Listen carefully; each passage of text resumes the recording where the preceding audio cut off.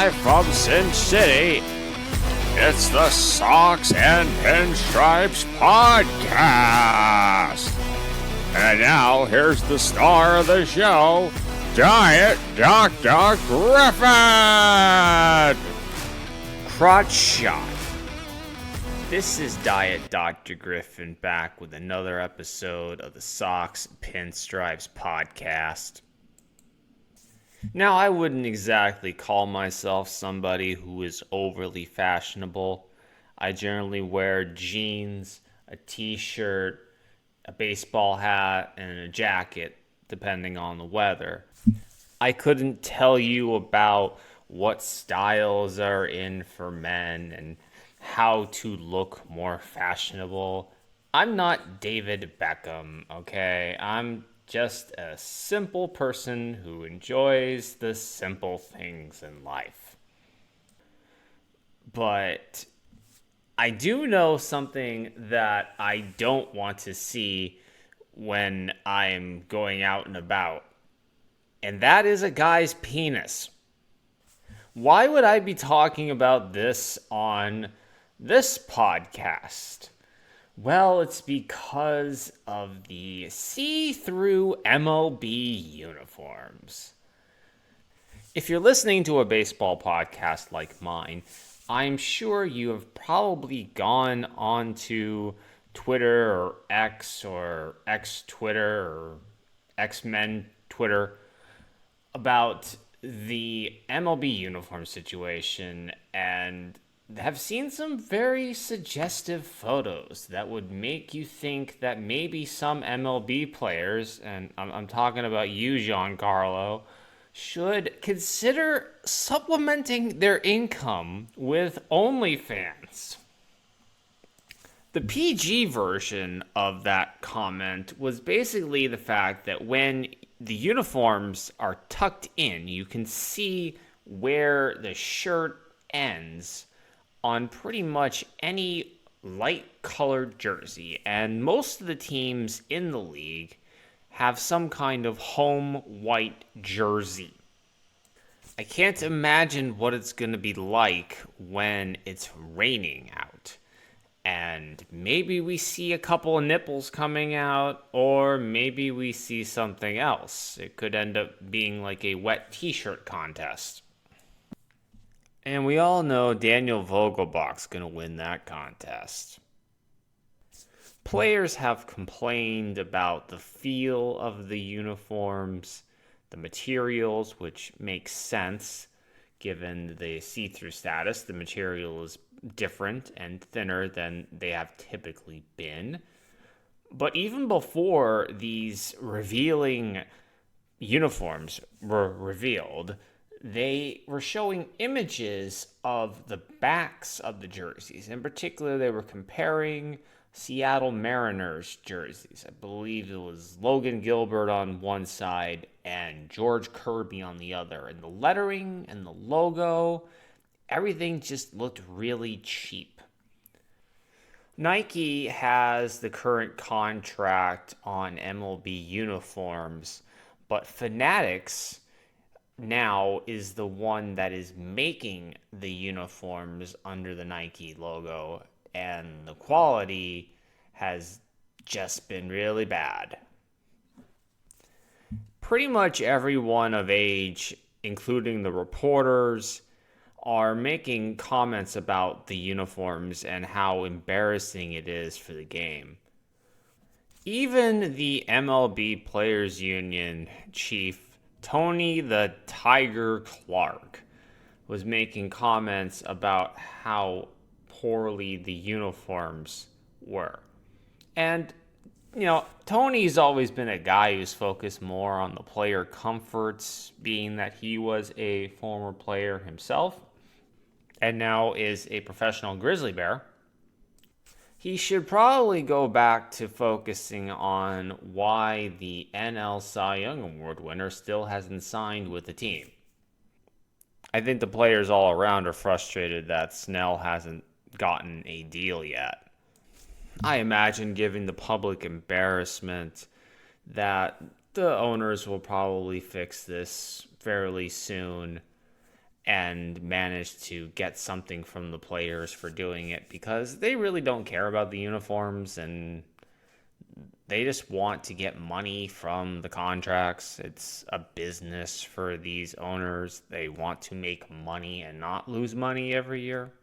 Money is a major concern for ownership right now because you had another team, the Washington Nationals, take their team off the market after having it on the market for at least a year and a half, maybe 2 years. I mean, when they traded Juan Soto, it was known that they were intending on selling the team. Now we got 2 years later, and they have given the same excuse that Artie Moreno gave before last season. The truth is that they're not getting the money that they think the franchise is worth. And it doesn't help that the Baltimore Orioles just sold for $1.75 billion.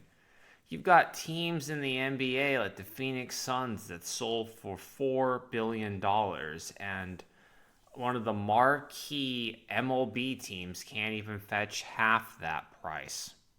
Much like with Artie, I have a feeling that the Washington Nationals situation had to do with the RSN money. Their situation is a little different because the Nationals are on an exclusive RSN with the Baltimore Orioles because they're both within the same general area.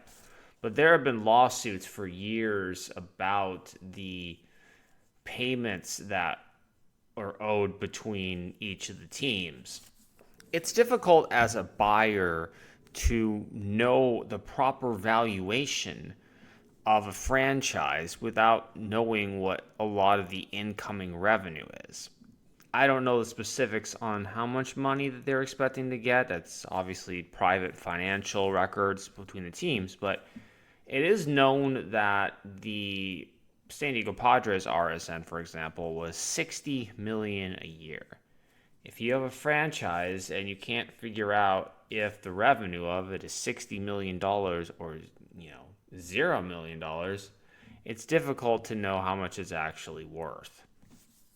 And I have a feeling that the buyers are obviously thinking that it's worth less than what the owners are thinking is for, and there's no sales going on as a result. Well, spring training has officially started, and we've actually had a baseball game this week. The Los Angeles Dodgers beat the San Diego Padres 14-1. The only thing I really pay attention to with spring training is injuries. That's really the only important thing that I care about is injuries. And we got one here. Kodai Senga has a shoulder issue and is expected to start the season on the injured list. He could easily miss the first month of the season because pitchers need time to ramp up. They can't just come back from the injury. They have to heal the injury and then get themselves warmed up. And that oftentimes will take a couple of weeks at least for a starter. It depends on how long the layoff is. If it's somebody who hasn't pitched all year, you might have them get 4 or 5 starts in the minors, building up the pitch count each time until they come back. If it's a reliever, it might only be 1 or 2 outings and then they're back. And hitters, of course, pretty much come back after doing a rehab assignment for the hitting side of things. So they'll be in the lineup for a few days, or sometimes they don't even come back on a rehab assignment. They just come straight back. It's a very specific situational thing.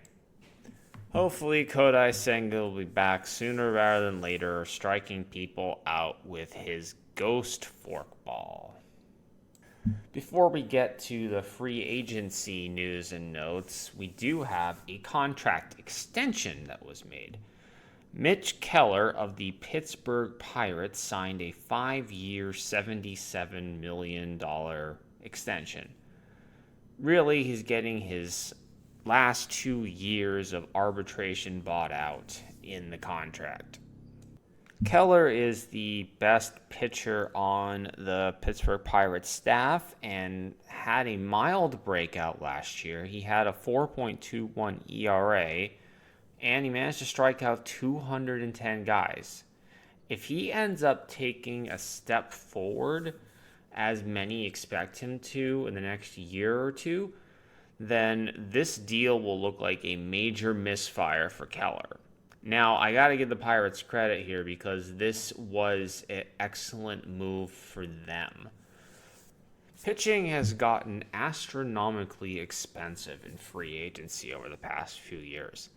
Mediocre pitchers are now making $15 million a year.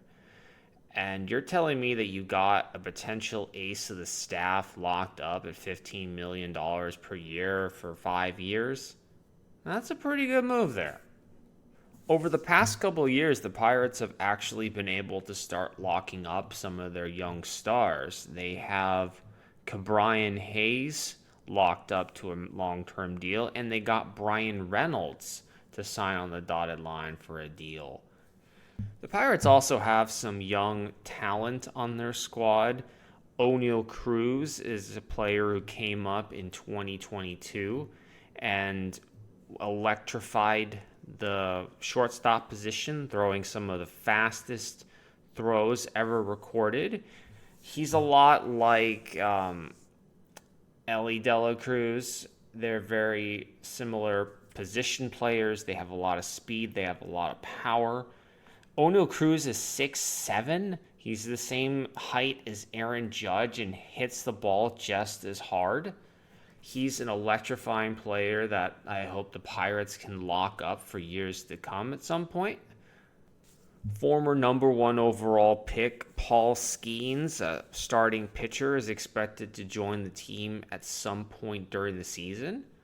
Another youngster they have, Henry Davis, came up last year and is likely to be their starting catcher.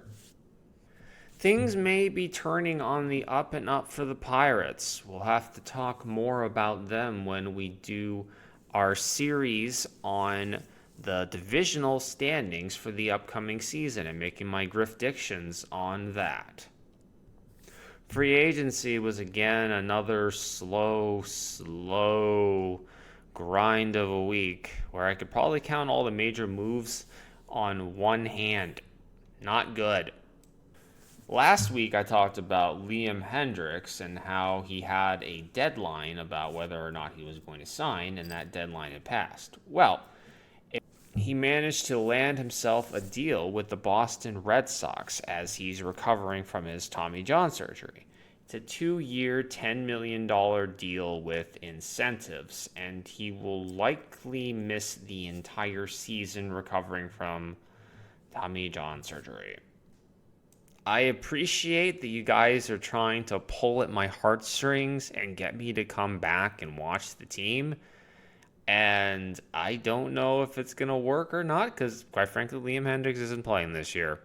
So, this week was heavy on shortstop signings as Ahmed Rosario signed with the Tampa Bay Rays for $1.5 million. Gio Urshela signed a $1.5 million deal with the Detroit Tigers, and Tim Anderson signed with the Miami Marlins, dashing my dream of the Jose Ramirez, Tim Anderson left side of the infield. Brandon Woodruff re-upped with the Brewers for a 2-year deal. He's in a similar situation to Liam as he's going to miss most of this season recovering from a shoulder injury. Woody, though, is much younger and will hope to recover in the 2025 season so that he can try to cash in as a free agent afterwards. And that's basically it in the news and notes. Another slow week. There's not really a whole lot going on in the free agent side. We're starting to see players actually play baseball, which is awesome. And next week, we're going to circle up and start working on our analysis of the teams in each of the divisions. And we're going to start with the Central Divisions, the AL and the NL next week. So until then, ta-ta.